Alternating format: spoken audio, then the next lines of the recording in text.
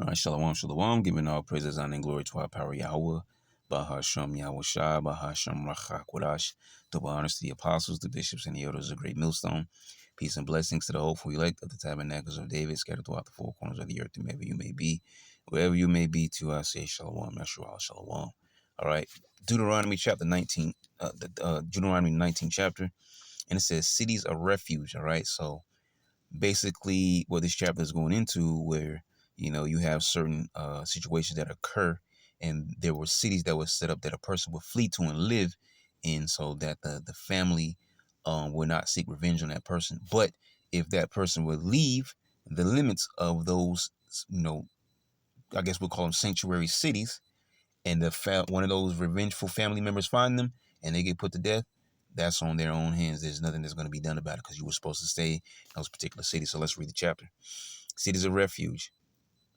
When Yahweh thy power hath cut off the nations whose land the Lord thy God giveth thee, and thou succeedest them, and dwellest in their cities and in their houses, thou shalt separate 3 cities for thee in the midst of thy land, which the Lord Yahweh thy power giveth thee to possess it. Thou shalt prepare thee a way, and divide the coast of thy land, which the Lord thy God giveth thee to inherit, into 3 parts, that every slayer may flee thither. And this is the case of the slayer, which shall flee thither, that he may live.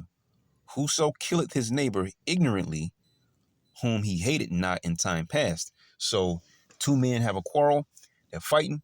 Nobody had intention of killing one another, but whatever happened, maybe, I don't know, whatever happened, he fell and bashed his head on a very huge rock, bled out and died. So it wasn't intentional, like, I'm going to see this guy today, I'm going to put his ass to death.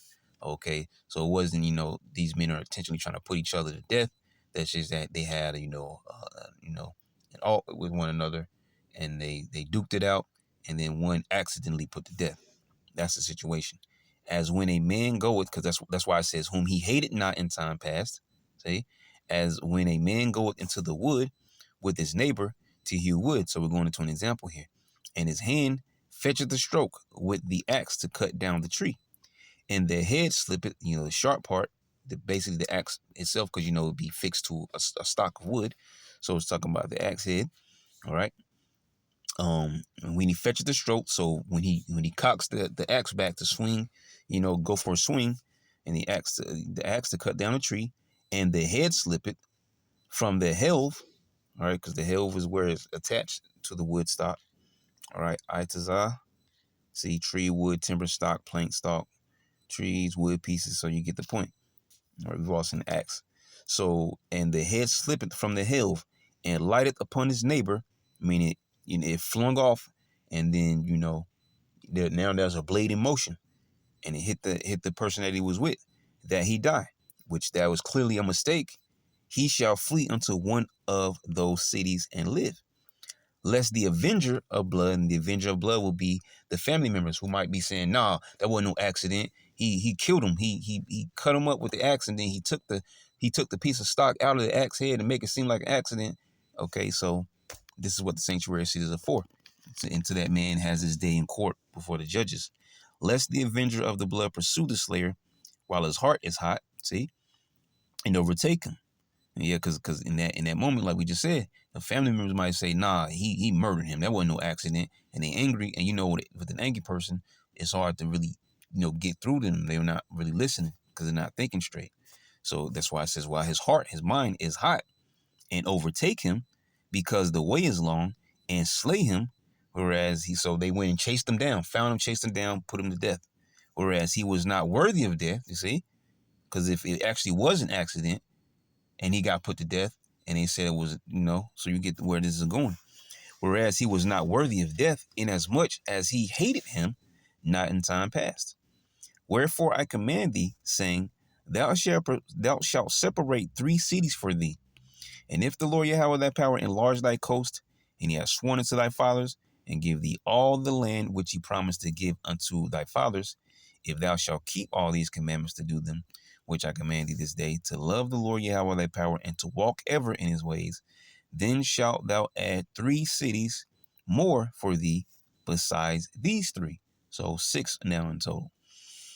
The innocent blood be not shed. And also, because, remember now, on the east side of the Jordan, you had Gad, Reuben, and East Manasseh, and West Manasseh and all the other tribes were on the west of the Jordan.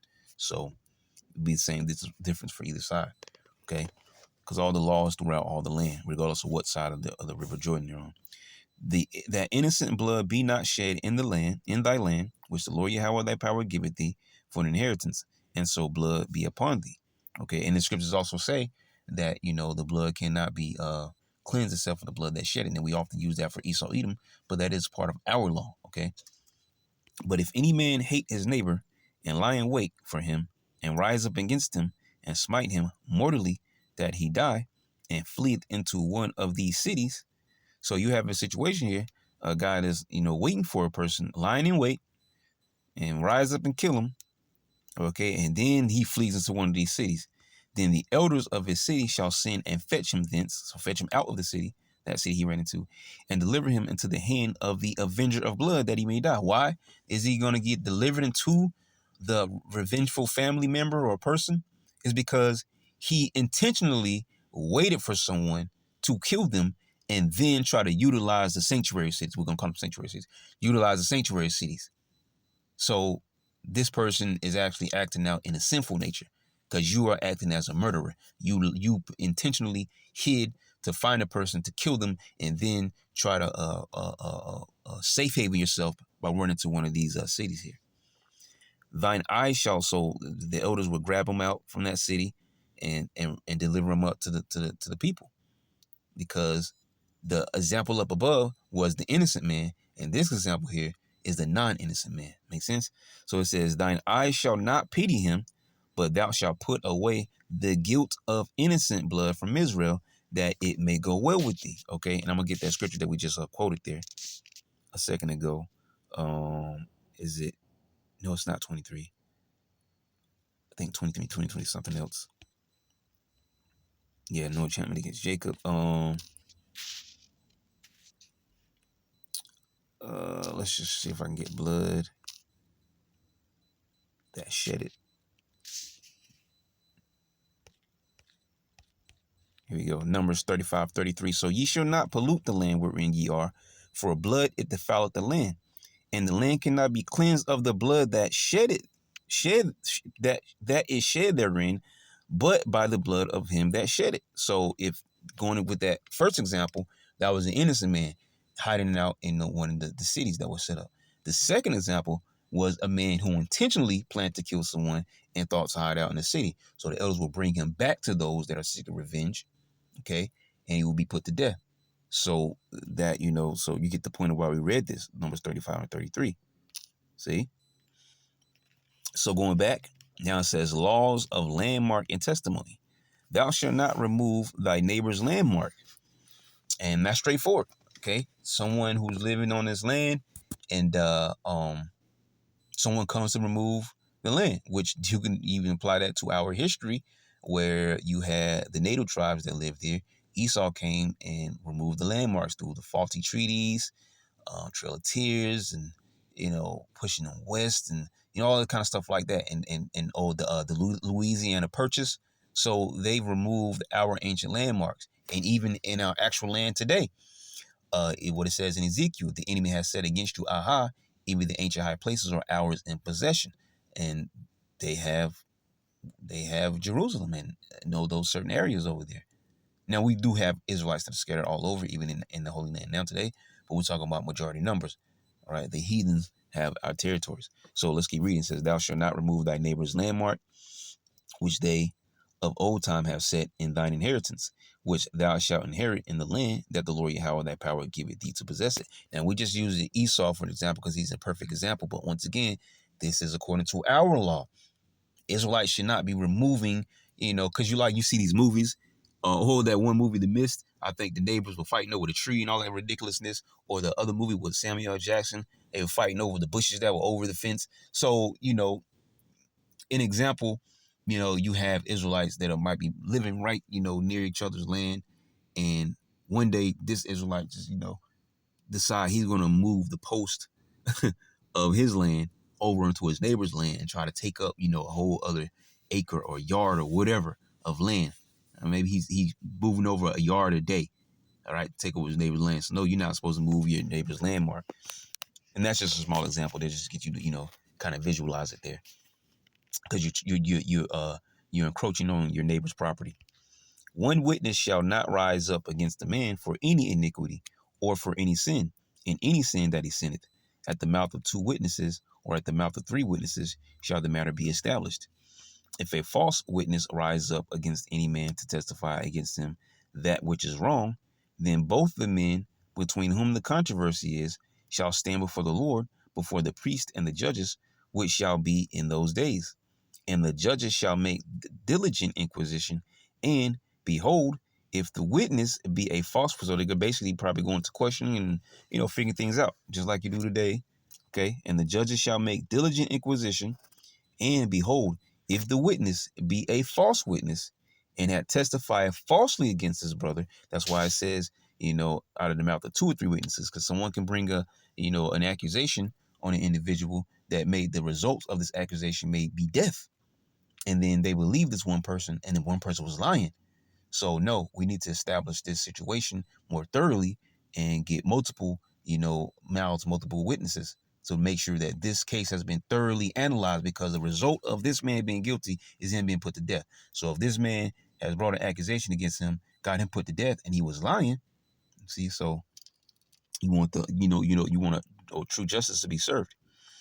So, and had testified falsely against his brother, then shall ye do unto him as he had thought to have done unto his brother. So shalt thou put, there it is right there, we mentioned, so shalt thou put the evil away from among you, because that is wicked. You're trying to get someone falsely, accused of whatever, to have them falsely, I guess, well, not so falsely, but put to death. Okay. 20 says, and those which remain shall hear and fear, and shall henceforth commit no more any such evil among you. So if anyone else thought to have that same idea, and they saw what happened to that last guy, he was going to lie on his neighbor to get him put to death, but he got put to death instead because he got found out. And that'll make you think twice if you even thought that you were going to do that, because maybe you had some kind of beef with someone. You were like, what, I'm gonna get rid of this nigga here. So yeah, so you're gonna think twice now, because you see the justice that was served. So, and those which remain shall hear and fear, and shall henceforth commit no more any such evil among you, putting away evil from Israel. And thine eye shall not pity, but life shall go for life, eye for eye, tooth for tooth, hand for hand, foot for foot. All right, so that's two equal individuals, because the law also deals with having servants. Okay, and if you knock out a servant's tooth, put out the eye, there's certain things that have to go forth as judgment. There's certain way that it should be carried, not carried out, like in other words, there's certain what am I looking for, words I'm looking for, there's a certain way you have to go about it. If you did that to your servant, there's certain things that have to be a way, things have to be taken care of, versus two people who are just they're not, one's not the other person's servant. These are just two, well, so-called free men. We're not all free, but I'm just to make the example, the point, two free individuals, right, in the court of the law. Okay, so yeah, so eye for an eye, tooth for tooth, hand for hand, foot for foot. But the law also deals with this same situation with servants, though, and it deals slightly different. So, which I don't think we read. I believe it's also in one of these further chapters as we keep going. If so, we'll read across it anyways. But for now, that is the end of Deuteronomy 19 chapter, straightforward chapter. Lord willing, you will edify. To next time, that's what I'm going to say. Shalom.